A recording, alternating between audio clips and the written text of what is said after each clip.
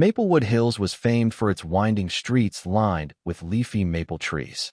Each house featured meticulously maintained lawns, tall hedges pruned just so, bright flowers along the driveways, and mailbox posts painted in neutral tones approved by the local HOA.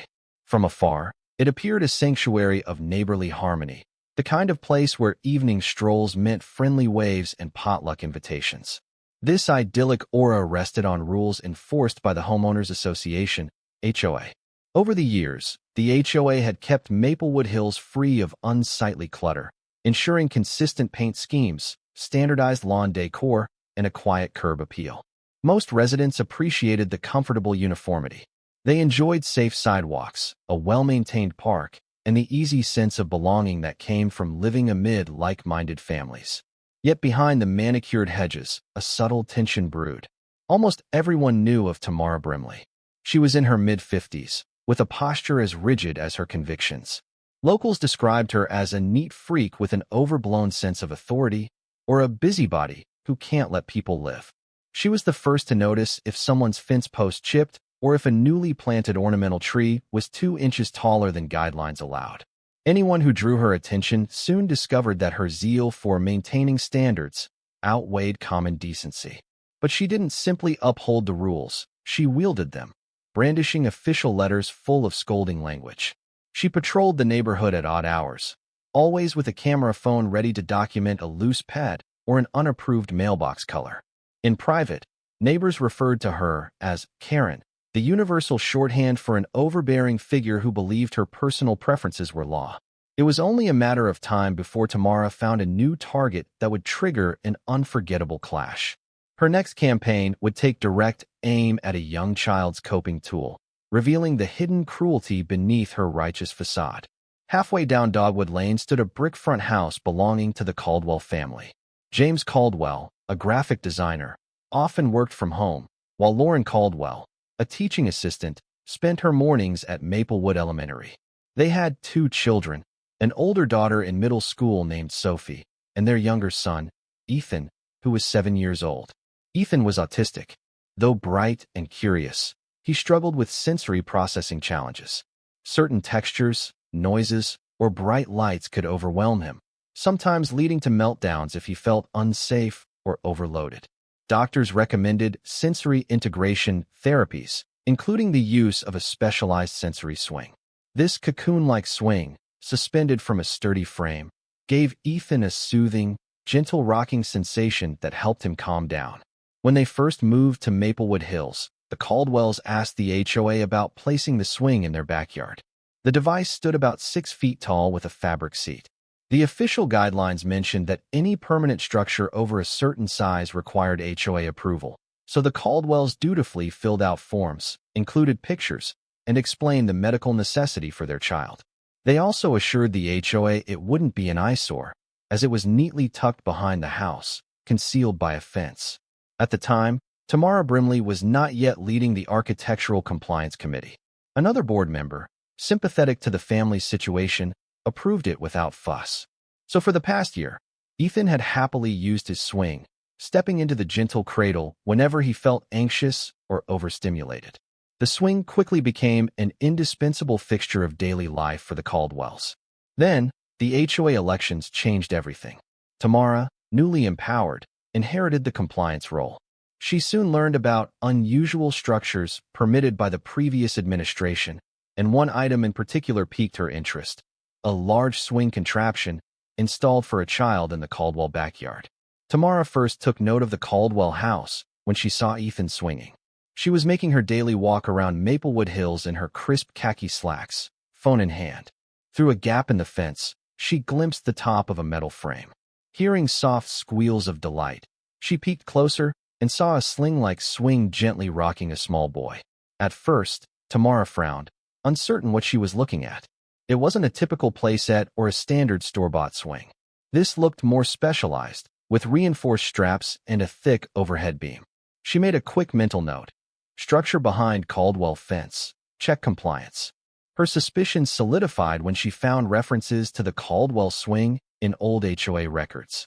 The prior board had waived certain clauses because it was medically necessary.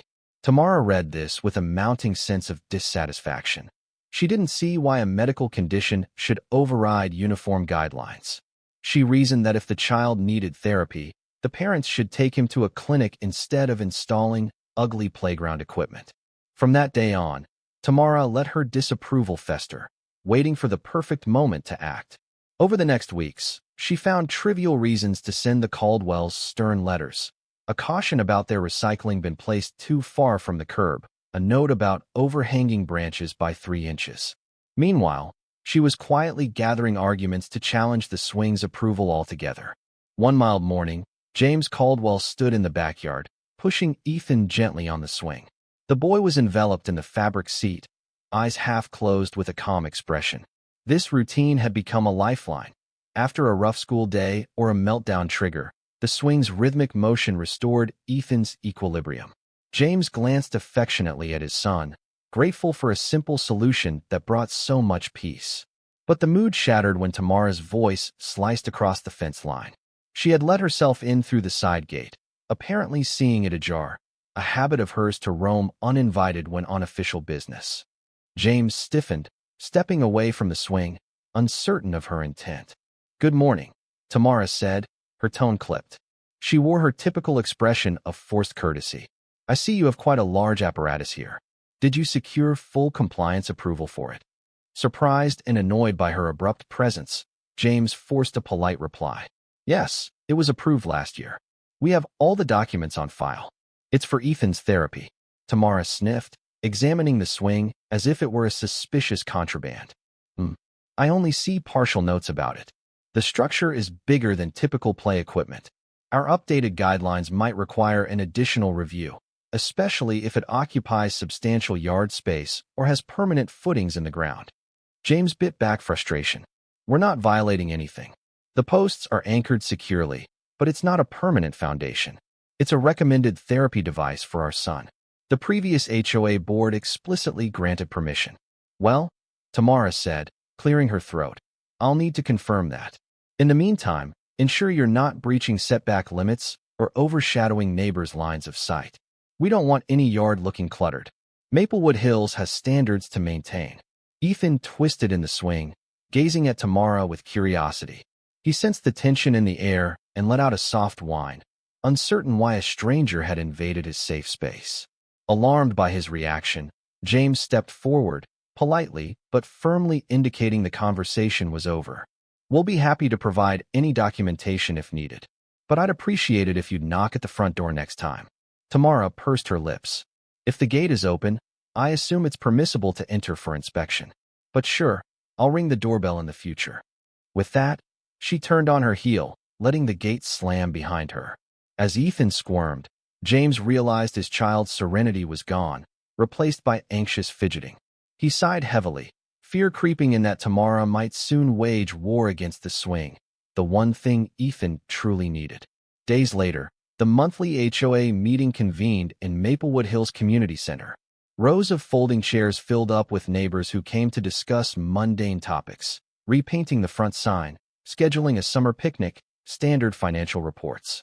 James and Lauren Caldwell arrived together, suspecting Tamara might raise the swing issue. Sure enough, after routine matters, Tamara made her move. "I'd like to address a potential compliance concern," she announced, flipping through her binder. "There's a large therapy swing in Mr. and Mrs. Caldwell's yard. It appears to exceed typical guidelines for personal play structures and might be infringing on setback requirements." Heads turned. Some neighbors murmured. A few gave the Caldwells sympathetic looks, aware of Ethan's situation. The HOA president, Mariah Chan, frowned slightly. "Tamara, I recall that was approved previously for medical reasons. Are you saying there's a new violation?" "It's not about the medical aspect," Tamara said, with forced politeness. "We can all empathize, of course, but we still have guidelines on size, yard usage, and aesthetics. If we let one house install a giant contraption, soon others will follow. Where do we draw the line?" Lauren Caldwell bristled, wanting to speak, but Mariah motioned for calm. "We have a record of the prior board approving the Caldwell family's request. That should stand unless there's a new, specific infraction." Tamara pressed on, citing subclauses. Section 7.2 states any structure with vertical supports must remain within a certain dimension and not impede neighbors' views or property lines. I'd like an on-site reinspection. If modifications are needed, or if the device is truly too large, it might have to go. An uneasy hush fell. Some board members recognized that the Caldwell family had done everything by the book. Others feared tangling with Tamara's interpretation of rules. Sensing the tension, Mariah proposed a compromise. All right, we'll schedule a courtesy reinspection. If the swing meets the original terms, it remains. If minor changes are needed, we can address them. But let's remember, the child's well-being is paramount. Tamara sat back, triumph flickering in her eyes. James and Lauren exchanged worried glances, sensing they were about to be put through the ringer for a device that was, in their eyes, a medical necessity. The stage was set for an impending showdown. Tamara's overzealous rule enforcement versus an autistic child's fundamental need for a calming space. Over the following week, rumors swirled about the Caldwell swing. A few neighbors who hadn't known Ethan's circumstances voiced confusion. Is that big swing really necessary? Or could they put it inside instead? Meanwhile, those close to the Caldwells rallied to their defense, calling Tamara's actions heartless and invasive. Ethan, oblivious to adult politics, only sensed that something felt off. His parents seemed tense. They whispered about the inspection. They asked him to limit his time on the swing for a few days, worried that it might be used as evidence against them if Tamara caught any minor breach. One evening, Ethan had a meltdown after school. A classmate's loud outburst had escalated his anxiety. Typically, he'd run to his sensory swing for comfort. But now, James and Lauren hesitated, glancing at each other with guilt, uncertain if they should keep him inside to avoid provoking Tamara. In the end, love for their child overruled fear, and they let him go out to the yard. The gentle rocking eventually restored Ethan's calm, though the family remained on edge, half expecting Tamara to appear with a measuring tape. Lauren's best friend, Kelly Mendez, who lived 2 streets over, heard the entire story. Outraged, she began texting other parents about the fiasco. Soon, a small cluster of families formed an informal group chat, brainstorming ways to help the Caldwells keep the swing. Some suggested legal counsel. Others proposed a petition to reaffirm the community's support for special needs accommodations. Still, the actual reinspection day loomed. Tamara made it known she'd bring the official compliance officer, plus a couple of HOA board members, to evaluate the structure. Anxieties ran high. The mood in Maplewood Hills turned tense, as if bracing for an unwelcome confrontation at the Caldwell home. On a bright Tuesday morning, Tamara arrived at the Caldwell house flanked by the HOA's compliance officer, Greg Pritchard, and board member Sandra Lee. Both Greg and Sandra seemed uncomfortable, caught between doing their duty and suspecting Tamara's vendetta might be excessive. James Caldwell stood at the front door, waiting with a forced smile. Lauren was inside with Ethan, occupying him with a sensory toy, hoping to avoid subjecting him to the tension. "Thank you for coming," James said politely. Tamara wasted no time. She marched around back, clipboard in hand. The group paused to examine the swing, with Greg dutifully taking measurements. The height of the frame, distance from the fence, the yard dimensions. As James explained the swing's setup, how it was anchored to keep it stable yet not permanently embedded, Tamara occasionally clicked her tongue. "It's larger than standard children's play equipment," she remarked. "And it's not the typical style we see from commercial sets." James tried to stay composed. "It's specifically made for sensory therapy. The manufacturer designs these swings for children with autism or similar needs." Sandra Lee stepped forward. "I see no immediate hazard. It's placed well within the yard boundaries." The previous board's notes indicated it was safe and medically justified. Greg, finishing his measurements, nodded hesitantly.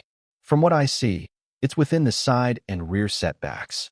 The structure is robust, but it's not bigger than some standard playsets we've approved." Tamara's lips thinned. "You must check the new revisions in the guidelines, especially about overuse of yard space. The coverage might exceed the recommended footprint." Greg flipped through the thick HOA manual. "Well, these guidelines mention coverage for gazebos, sheds, or large pavilions. This is just a frame with a suspended seat. I'm not sure it qualifies as an occupied structure that adds to coverage." An awkward silence fell. Tamara's face darkened, realizing she might not have the straightforward violation she'd hoped for. Nevertheless, she made notes in her binder. We'll see if the board needs to push for an official hearing. In the meantime, she looked directly at James. I recommend you limit usage or consider a smaller unit. The neighborhood might not appreciate something that stands out so much. James refused to let that slide. It doesn't stand out. It's behind our fence, and it's essential for my son's well-being. With all due respect, Ms. Brimley, I think we've shown we're not violating any major rules. I'll decide after consulting the board. Tamara snapped, turning on her heel. Sandra and Greg offered apologetic nods to James and followed Tamara out. The tension remained thick as the gate swung shut. Inside the house, Ethan sensed his father's stress. He pressed close, searching James's face for reassurance. All James could do was hug his son, uncertain how else to protect him from a neighbor's cruel obsession with control. News of the inspection fiasco spread quickly. Some neighbors had peeked over fences or watched from windows while Tamara conducted her yard search. Kelly Mendez posted a succinct update in the local parents' Facebook group. They're trying to crack down on an autistic kid's therapy swing. Let's not let that happen. The response was immediate and loud. Parents bristled at the idea of punishing a child with special needs. A half-dozen families with neurodivergent children chimed in, sharing how vital accommodations were for their kids. Even those without special needs connections felt Tamara's actions were heartless, an overreach of HOA power. Within days, the group chat turned into an active forum for solidarity. Someone suggested writing a letter of support for the Caldwell family to the HOA board. Another recommended presenting a petition at the next monthly meeting. A few even floated the idea of staging a peaceful protest outside Tamara's home, though cooler heads reminded them that stooping to intimidation wouldn't help. It wasn't just parents. The local librarian, the mail carrier, even some retired seniors who had seen Ethan playing outside recognized the injustice. The groundswell of empathy grew. Meanwhile, the Caldwell family, touched by the outpouring of support, started to feel hopeful that they weren't alone. If Tamara expected them to cave quietly, she had underestimated the community's capacity for compassion. Unaware or dismissive of the growing solidarity, Tamara dug deeper. She emailed the Caldwell family a formal notice of review, stating that the HOA's Architectural Compliance Committee would deliberate on whether the swing was an unapproved permanent fixture. She used bureaucratic language, warning that if found non-compliant, the structure must be dismantled or replaced with a less visually imposing unit. James and Lauren read the letter in disbelief. Although Tamara hadn't found a direct violation during the inspection, she was now twisting other guidelines to launch a formal hearing. That hearing, set for the next HOA meeting, would be her chance to rally votes to force removal or impose fines. Lauren felt sick. She pictured Ethan's meltdown if he lost the swing, the one place that soothed him.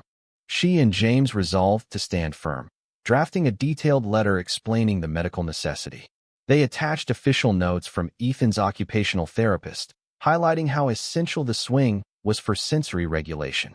Meanwhile, Tamara posted cryptic messages on the neighborhood forum, referencing personal playground expansions that overshadow neighbors' yards and unfair exceptions. She never mentioned Ethan's name, but everyone knew who she meant. She portrayed the Caldwells as exploiting a loophole in the system to overshadow Maplewood Hills with their giant contraption. This rhetoric enraged local families. The notion that a therapy swing was a playground expansion revealed Tamara's deep ignorance of autism and special needs care. A few days before the looming HOA meeting, the Caldwells received a surprising visit from Monica Farnsworth, a woman in her 60s who had lived in Maplewood Hills for nearly 2 decades. Known for her elegantly landscaped garden and her philanthropic ties, Monica rarely got involved in conflicts. Yet she showed up on the Caldwell's porch with a gentle smile. "I've heard about Tamara's campaign," Monica said softly. "I just wanted you to know I stand with you. My nephew is on the spectrum, and I know how crucial these therapies can be. People like Tamara misunderstand what it takes to help a child with sensory challenges." The Caldwells invited her in. Over tea, Monica shared stories of her nephew, who found comfort in a weighted blanket and a therapy hammock. She lamented that HOA rules sometimes lacked empathy for families coping with disabilities. She also floated an idea. If Tamara's real objection is that the structure dominates your yard, maybe we can transform the entire yard into something that looks intentionally designed, like a special garden. Lauren raised an eyebrow. A special garden? Monica nodded, eyes brightening. Think bigger. If we show that this yard is a carefully curated sensory-friendly space, for Ethan and maybe for other kids occasionally, then no one can call it an eyesore. We could incorporate plants of varying textures, gentle wind chimes, maybe even a small water feature. It would highlight the swing as part of a thoughtful, beneficial environment. James rubbed his chin, intrigued. That sounds incredible, but we're not sure if we can get that done quickly. Monica patted his hand. I have resources. A few local gardening clubs owe me favors. I bet we can gather volunteers. Let me make some calls. The conversation lit a spark of hope. Maybe they could outmaneuver Tamara's negativity by turning the backyard from a supposed problem site into a recognized gem, an inclusive, serene garden that even the HOA board might celebrate. It was a bold plan, but with allies like Monica, it just might work. The night of the HOA meeting arrived, and the Maplewood Hills Community Center was packed. Word had spread about the Caldwell swing controversy.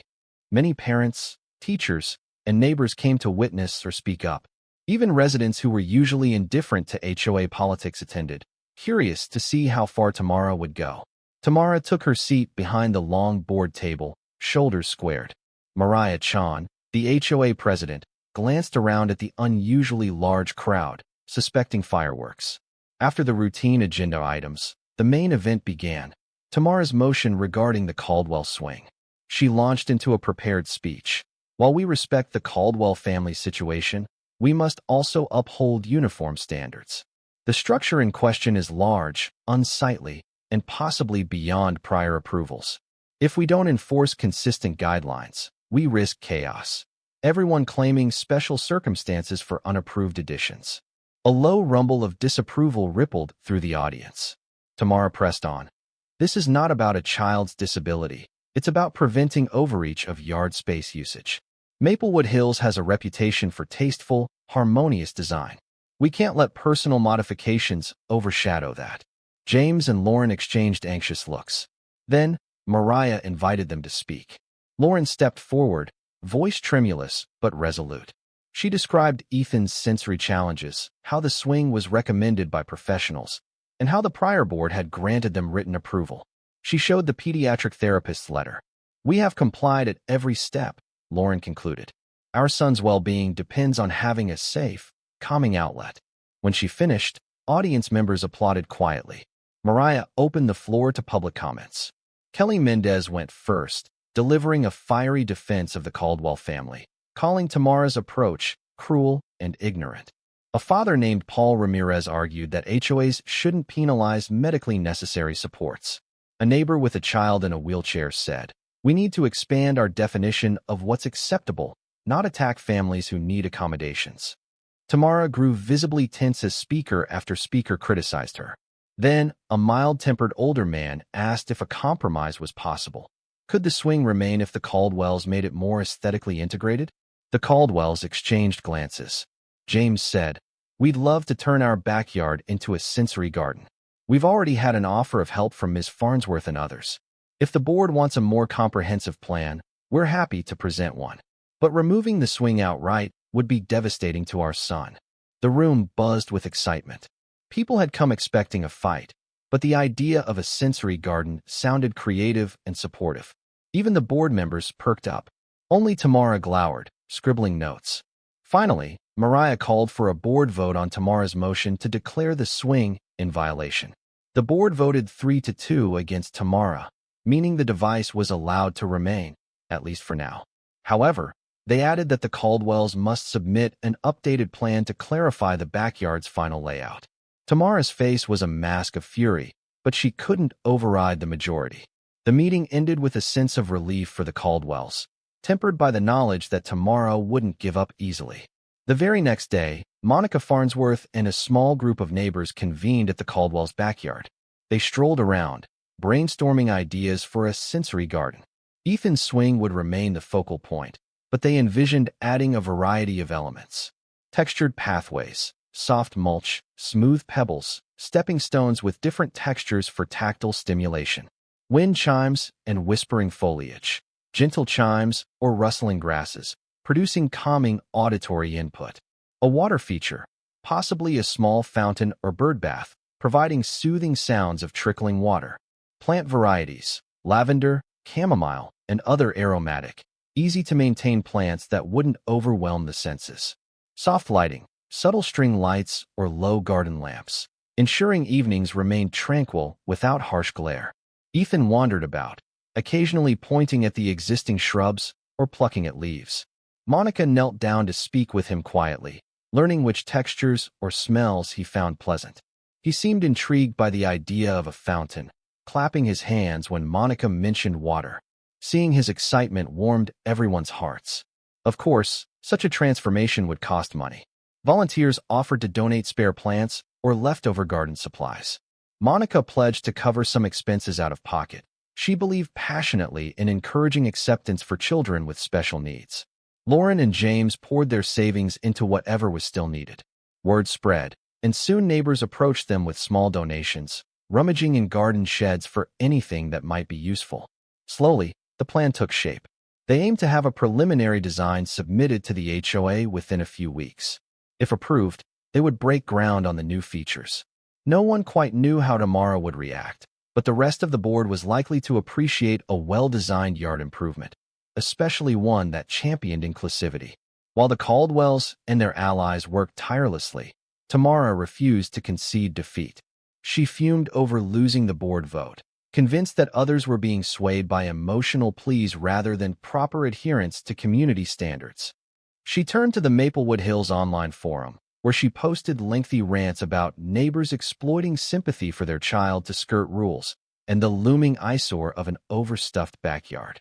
In one particularly harsh post, Tamara wrote, "Medical excuses do not grant free rein for unsightly expansions. Maplewood Hills has never needed sensory gardens to remain cohesive. This so-called garden project is just a Trojan horse for reckless yard additions. We must remain vigilant." The post sparked heated debate. Supporters of the Caldwell family condemned Tamara's callousness. Even residents who once found Tamara's rule enforcement helpful began questioning her humanity. After all, it wasn't about free rein. It was about understanding an autistic boy's needs. Undeterred, Tamara escalated further. She threatened to propose an amendment to the HOA rules, severely limiting unconventional yard modifications.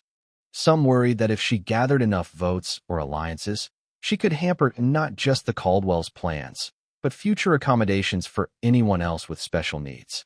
The community realized that Tamara's fight wasn't just about one swing. It was about the soul of Maplewood Hills, whether empathy or uniformity would rule.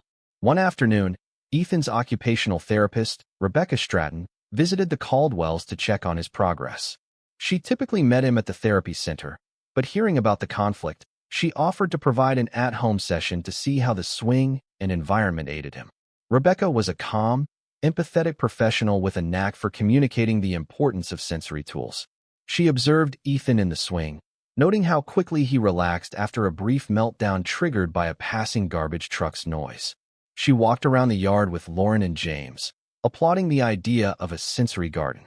He'll benefit immensely from exploring different tactile and auditory elements in a safe, quiet space, she explained. As they wrapped up, Rebecca urged them to invite the HOA board or relevant community members to witness the therapy in action. Sometimes, seeing the child's need and the benefit of these accommodations changes hearts, she said. If Ms. Brimley truly understood what this means for Ethan, maybe her hostility would soften. Lauren doubted that, given Tamara's track record. Still, the suggestion planted a seed. They decided to hold an open house once the garden was partially complete, inviting neighbors to experience the gentle ambience themselves, perhaps even educating them about autism. The more the community embraced Ethan's reality, the harder it would be for Tamara to demonize the project as unsightly expansions. Despite Tamara's online tirades, the board granted preliminary approval for the Caldwell's garden plan. Encouraged, the volunteer team launched into action. Monica Farnsworth hired a local landscaper to help grade a section of the yard for a small fountain. Kelly Mendez arrived with a trunk full of donated plants, soft ornamental grasses, lavender, hostas, and ferns. James and another neighbor built a winding path using smooth stepping stones set amidst pebble ground cover. Ethan watched the bustle with fascination. Whenever the noise or commotion overwhelmed him, he retreated to his swing, pulling the soft fabric seat around him like a cocoon. Workers quickly learned to speak softly around him, turning off loud equipment if he became distressed. Lauren, sweaty from hauling mulch, felt a surge of gratitude as she looked around. This was more than a garden. It was a labor of love. The entire space aimed to celebrate not just Ethan's needs, but the idea that diverse sensory experiences could be uplifting for anyone, child or adult, neurotypical or not. Tamara, of course, passed by several times, snapping photos from the street. She sent scathing emails to the board, complaining about excessive changes. But each time, Mariah or another member reminded her that the Caldwells had submitted an approved plan. As long as they stayed within the design footprint, they were allowed to proceed. It turned out the idea of a sensory-friendly environment resonated with more people than the Caldwells realized. A mother whose child struggled with anxiety reached out, asking if she could bring her daughter by once the garden was ready. A retired military veteran admitted he found wind chimes and water features soothing for his PTSD. Residents marveled at how something so personal for Ethan could blossom into a communal benefit. As the yard neared completion, the local paper caught wind of the story, thanks in part to Monica Farnsworth's connections. A friendly reporter interviewed Lauren, taking pictures of the partially finished garden and Ethan's swing. The ensuing article, "Family Builds Garden to Support Autistic Son, Fights HOA Opposition," struck a chord. Online comments were overwhelmingly positive, praising Maplewood Hills for stepping up. Tamara seethed at the publicity. She posted another lengthy rant about invasion of privacy and sensational journalism. However, her negativity was drowned out by a wave of well-wishers. Even some who previously thought the Caldwell swing was odd or big realized how truly important it was. The tide of neighborhood sentiment had turned decisively in favor of acceptance. At last, the day arrived for the informal garden reveal, an event the Caldwells organized to thank volunteers and show the result of their collective effort. The newly enhanced backyard featured a small fountain trickling water over smooth rocks, wind chimes tuned to produce gentle, harmonic tones, soft LED string lights woven through trellises providing a cozy evening glow, plant beds with aromatic, colorful flowers, spaced to avoid overwhelming scents. A labyrinth-like path with stones of varied textures for sensory exploration. Ethan's swing, standing proudly at the center, now partially framed by a wooden arch trellis entwined with flowering vines. They set up a table of refreshments and opened the gate for neighbors to come and experience the space. Families strolled in, wide-eyed at how tranquil it felt. Children squealed with delight as they hopped from stone to stone or ran their fingers through ornamental grasses. Some older residents found themselves sitting quietly near the fountain, letting the gentle ambience melt away stress. Ethan, at first shy, eventually guided a few friends to his swing. He even let them try it briefly, though he was careful about how many people approached at once. Too many visitors could overwhelm him. Everyone respected his boundaries, marveling at how the garden gave him a sense of calm ownership. Then came an unexpected sight. Tamara at the edge of the yard, arms folded, lips pinched. James and Lauren exchanged a wary glance, but decided to greet her politely. "You're welcome to look around," James offered, trying to maintain courtesy despite the tension. Tamara hesitated, scanning the crowd. People parted, giving her space. The tension was palpable. Slowly, she walked down the stone path, glancing at each new feature. She showed no outward sign of approval, but also didn't immediately lash out. She paused near the fountain, then near the wind chimes, as if uncertain how to criticize something so serene. Onlookers watched, breath held, wondering if she'd cause a scene. Finally, Tamara muttered, "At least it's cohesive, I suppose. Not as haphazard as I feared." It was the faintest concession. Without waiting for a response, she pivoted and left. A few neighbors let out quiet sighs of relief once she was gone. Despite that frosty reaction, the event continued successfully. The board members who attended were clearly impressed. Mariah Chan congratulated the Caldwells on a shining example of how to balance personal needs with neighborhood aesthetics. The idea that someone might oppose such a heartfelt project now seemed unthinkable. In the weeks following the garden reveal, Maplewood Hills seemed more united than ever. The Caldwell family's project became a point of local pride. Parents discussed replicating smaller sensory elements in their own yards. A teacher from Maplewood Elementary asked if she could bring a small class to see how certain plants and textures could aid students with sensory sensitivities. However, Tamara continued to stew. She argued that the Caldwell yard had become a public attraction, which was never the intention of a private backyard. Her final gambit arrived in the form of a formal complaint. She claimed the garden was being used like a park, and the HOA should require special usage permits. The board, exhausted by her persistent vendettas, placed the complaint on the next meeting's agenda. But the complaint found little traction. The garden remained private property, open only at the owner's discretion. If the Caldwells occasionally let small groups or a friend's child walk through, that was their personal choice, akin to hosting a barbecue or a birthday party. No special permit needed. When the board dismissed Tamara's complaint, her frustration reached a boiling point. Rumors spread that she might resign from the HOA or attempt a coup to become president.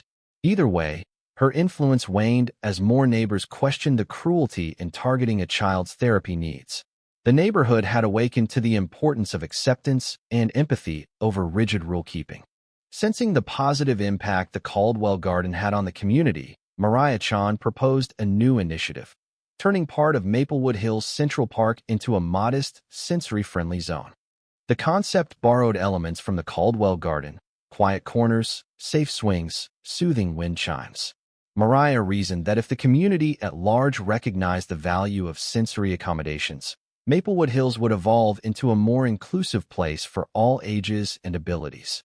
The board voted on the proposal, passing it easily, with Tamara's lone dissent. Soon, volunteers and donors gathered materials to create a small area in the park with a smooth mulch surface, a wheelchair-accessible path, a corner fountain, and a few gentle interactive features.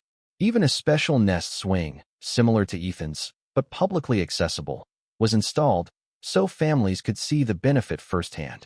At the ribbon-cutting ceremony, local press covered the story. Maplewood Hills expands on Caldwell family's example to foster inclusivity. The once contentious fight over a single-child swing had blossomed into a collective celebration of neurodiversity, teaching everyone that differences could enrich the community if treated with understanding. Tamara, of course, boycotted the ceremony. A few diehard supporters of her strict approach mumbled about going too far, but the majority applauded the transformation. The new park zone quickly became a favorite spot for kids needing a break from overstimulation, seniors seeking a quiet corner to rest, or anyone simply appreciating a gentler environment. One late afternoon, Tamara approached the Caldwell Garden unannounced. She caught James as he was weeding a flower bed. He stood up, surprised to see her again in their backyard. "What can I do for you?" he asked politely. Tamara seemed agitated, shifting her weight from foot to foot. "I want to ensure you're not hosting any more large gatherings here. You realize there's a limit on how often you can hold events in a residential property, right?" James raised an eyebrow. "We haven't planned any big events, and the occasional friend's visit is certainly allowed." She bristled, scanning the yard. Ethan's swing was gently swaying in the breeze. The water fountain gurgled peacefully.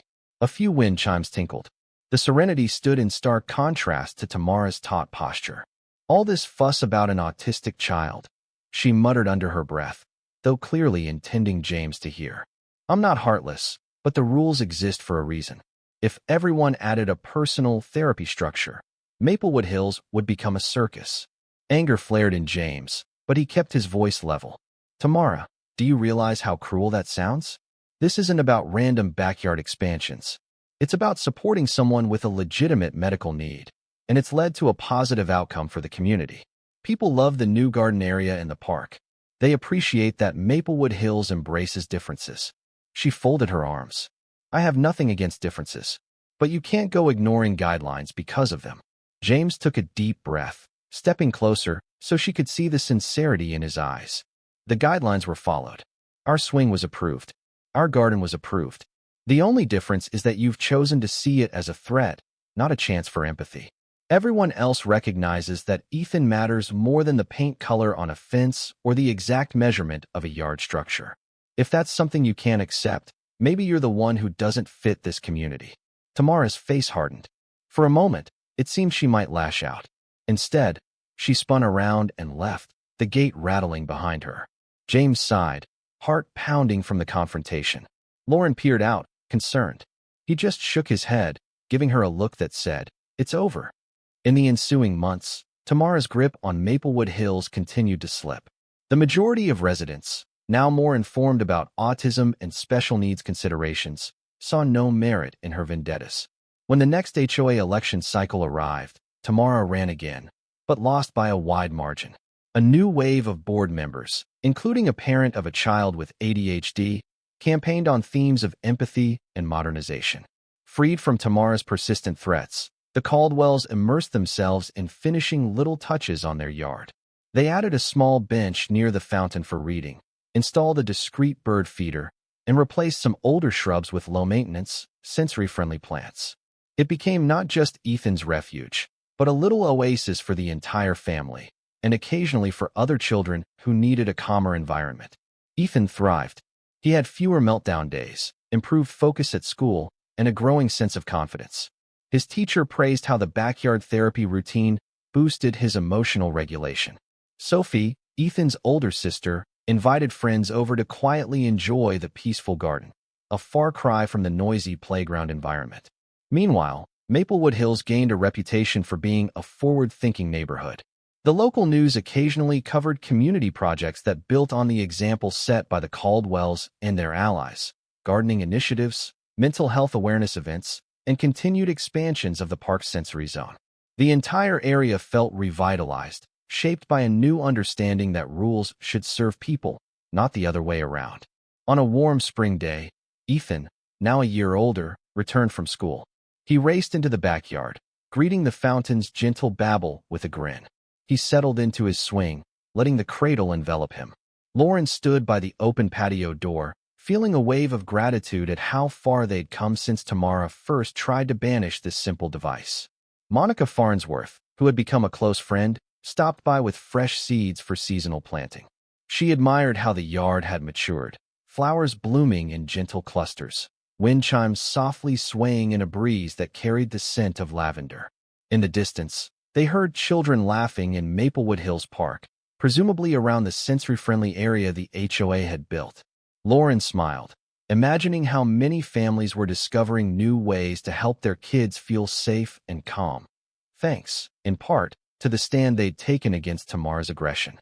Though Tamara herself was seldom seen these days, the changes she inadvertently spurred were visible everywhere. Maplewood Hills had not fallen into chaos, as she'd predicted. Instead, it had blossomed into a community more united, more open to differences, and more alive with compassion. Ethan lightly swayed in his swing, gazing at the sky. The echo of birdsong intermingled with the fountain's trickle and the faint chime of wind ornaments. In that tranquil harmony, the Caldwell family found quiet victory. Their story had become more than a local scuffle. It was a testament to how a single child's need, dismissed by a Karen, could spark transformation in an entire neighborhood. And so the garden continued to bloom, a living reminder that empathy, once cultivated, could truly take root. Time continued its gentle march forward. Maplewood Hills solidified its reputation as a suburban haven that balanced regulations with understanding. Families moving in heard about the sensory garden, occasionally glimpsing Ethan's swing peeking over the fence. Some newcomers even cited the neighborhood's inclusive spirit as a reason for choosing it over other subdivisions. Tamara Brimley remained in her home, but retreated from public life. She occasionally posted snarky comments in the online forum, but the community at large no longer heeded her negativity. The new HOA leadership championed progressive guidelines, updating language to ensure that accommodations for disabilities, sensory needs, or mental health supports would never again face undue scrutiny. Every spring, the Caldwells added a small flourish to their garden, an extra wind chime, a new patch of fragrant mint, a gentle lighting feature. And every time, Friends and neighbors marveled at how one child's necessary coping tool had evolved into a symbol of acceptance for them all. Ethan, now older and more confident, began inviting classmates for brief visits in the yard. Some kids found the fountain's lull mesmerizing. Others discovered new favorite plants with interesting textures. Through these peaceful interactions, a generation of children grew up seeing neurodiversity as natural, each one learning that a person's unique challenges could inspire collective empathy. Thus, the legacy of Karen's attempt to remove the sensory swing lived on, not as a memory of conflict, but as the spark that led Maplewood Hills to flourish in compassion. By building a dedicated garden to celebrate neurodiversity, the community had found its true strength, standing up for those who needed it, and in so doing, growing kinder, wiser, and brighter than ever before.